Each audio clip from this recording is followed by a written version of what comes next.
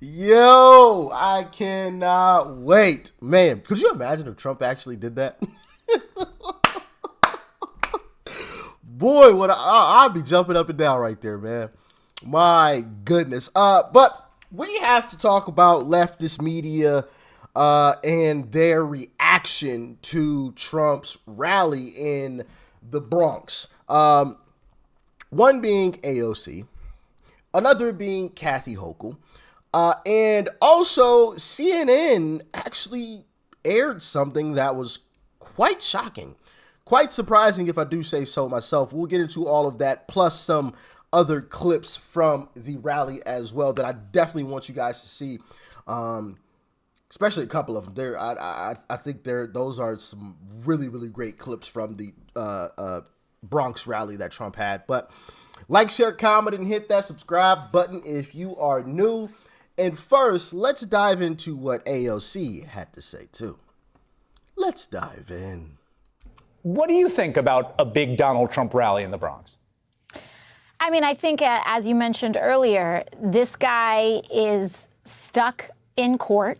And let's be very clear about the fact that he is stuck in court because over hush money payments in order to quiet the story about him having sex with Stormy Daniels in the lead up to the in the lead up to the election. And I think that because he is stuck on so many charges around fraud and these payments, he is stuck in a pretty tight radius of where he can go. New York City's blue. Brooklyn is blue, Queens is blue, the Bronx is blue, and he's got nowhere to go. And so he's decided to come to the South Bronx. He's broke. He needs to pay these legal funds and, bussing people in order to get those donations so that he can funnel them to his legal fees is kind of his business right now. So Donald Trump is broke. Not really. I mean, if having Trump's finances means that you're broke, then can I be broke, please?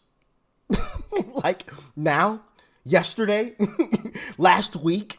Can I be broke? Like, if the standard for being broke is having the finances that Trump has, then I'm trying to be broke. Like, what we talking about here? What we talking about? That's crazy. And notice she said that Trump was bussing people in. She said that. She said that towards the end. And bussing people in order to get those donations so that he can. Bussing people in. Okay. She said that on MSDNC. Now, take a listen to what CNN had to say. Now, remember, she said he was bussing people in. Check it out. What was the crowd like, and what kind of response did he get? Well, certainly a bigger crowd than I think Democrats would like to see, particularly given this is one of the bluest counties in the entire country. Now, one of the things that was interesting to me is that the Trump campaign said that they were going to micro-target to get people from the community to come to this rally. I wasn't sure what to expect. I've gone to a lot of these rallies across the country, and there are often people who travel hundreds of miles to see Donald Trump, and they're not necessarily part of the community. However, one of the things that I found was that there were a lot of people here that were actually from the Bronx. Oh, one of the things that I found out was that there were a lot of people here from the Bronx. That was CNN. That wasn't Fox. That wasn't any other, what they would consider right-wing media, right? That's left-wing media. And not to mention, it was pouring rain in the Bronx. As a matter of fact, let me see if I could find that AOC post, because she had posted a picture. So here's the clip. And the guy said, Cortana Park is going to be a muddy mess tonight for the Trump rally. And AOC said, God is good. So this was the scene earlier in the day before Trump's rally. Yeah. Pouring rain. Pouring rain. And mind you, Trump's rally was in a park. Okay? In a park. It wasn't, like a covered venue. Like, it was just out in the open. And people still showed up knowing that it had just rained. So they were walking through mud, possibly. I didn't see a whole lot of mud, right? I'm going to be honest with you. But to be completely honest, I guess I wouldn't really even pay a whole lot of attention to it. But possibly mud walking through a park, and people still showed up in the thousands, right? Some reports are 25,000. Some have been as high as 35,000 people showed up in deep blue New York for Trump. Check out what Kathy Hochul had to say, though. Well, I'll tell you, it won't make a difference at all, Jake, and that is for Donald Trump to be the ringleader of and invite all his clowns to a place like the Bronx. New York will never, ever support Donald Trump for president. We know him better than anyone, and that means we understand what he's all about is just for himself. So this state will go solidly behind Joe Biden for president, as it has in the past. So if he wants to spend his time doing these made-up fake rallies and pretending their support here, be my guest, because while you're doing that, Donald Trump, Joe Biden's out there on the other side making sure he's delivering for all Americans. And so go ahead, spend all your time you want in New York, because we'll be with Joe Biden, and Joe Biden's out there winning over the rest of the battleground states. Joe Biden isn't winning over anything. And notice she called the supporters of Trump clowns. Now, I want to show you guys this video of a self-proclaimed Democrat and what she had to say about Uncle Trump. Check it out. You were telling me that you're not actually a Trump supporter, but you're here. Not at all. Why are you here today? I'm here because when Trump was president, he was much better. I mean, the world wasn't on fire. The prices went up like crazy, the price of gas, everything. So he's the best, I shouldn't say of the worst, but there's no choice. I am a Democrat. I'm registered Democrat, but I would also occasionally vote for Republican. I go according to, who is better. Like Joe Biden as a Democrat, what are your thoughts?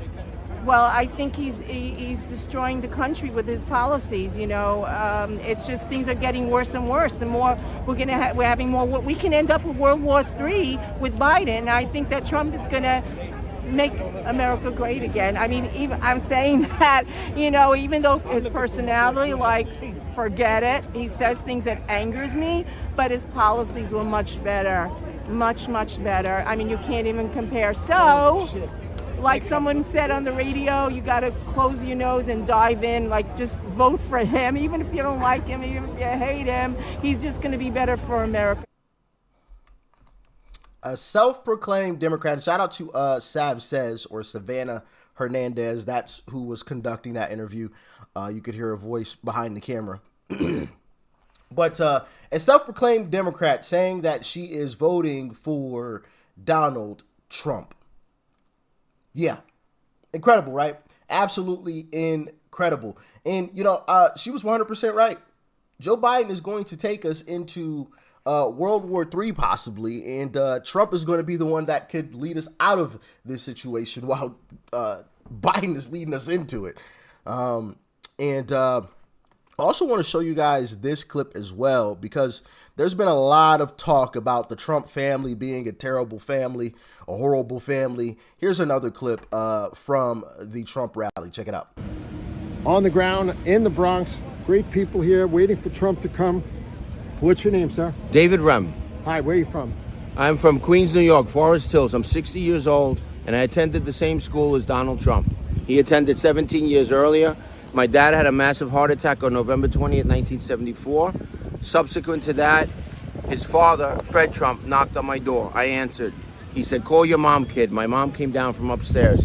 He said, "Mrs. Rem, I'm very sorry to hear about your husband's passing. I don't know if you know about it, but I'm on the Q Forest Board of Trustees. I've already informed Mr. Philip Rogers, who's the headmaster, that from this day forward, I, Fred Trump, will be paying for your children's tuition As in that time, there was busing going on to Jamaica, Queens, near where Donald lived in Jamaica States. And he said, I do not want the kids to have to go back into the public school system. He's a great man. The family is great. They get nothing but grief. I love you, Donald. I would love to be able to shake your hand. It was my mom's last dying wish. Wow, incredible, incredible. But the Trump family are these horrible, terrible, no good, very bad folks, right?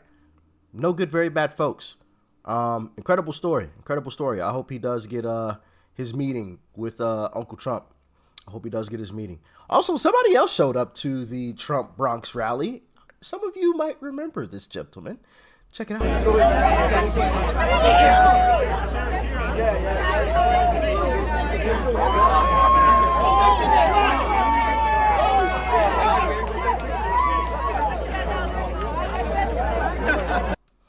So for those of you that may not recognize who that gentleman is, that was George Santos, who Republicans kicked out of Congress, which I thought was completely bogus. And I made a video on that and my reasoning why. And a lot of you actually agreed with what I had to say. And like I said before, the Republican Party is going to look completely different. The Republican Party, after Donald Trump takes office, won't do something like the Republican Party did to George Santos. They kicked this man out over allegations. And I know some people may say, Rich, what about the morals? You got to have morals. Last time I checked, we live in a country where it's innocent until proven guilty. George Santos was still under investigation. There was nothing proven about anything. Now, some people may say there was a lot of evidence against him, but I don't care how much evidence there is. You aren't convicted of anything. And as far as I'm concerned, we live in America, and it's innocent until proven guilty. Nobody proved that he was guilty, right? And meanwhile, Democrats still have crap, I forgot the gentleman's name. Why am I drawing a blank? They still have that guy still serving, even though he's under investigation.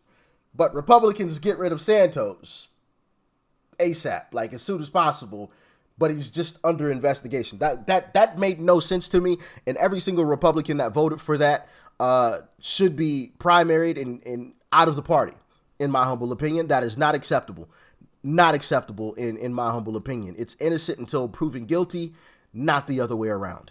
And some of those Republicans basically said he was guilty before he was even proven guilty. But here's also another clip. Well, actually, I'm gonna save that clip for a different video.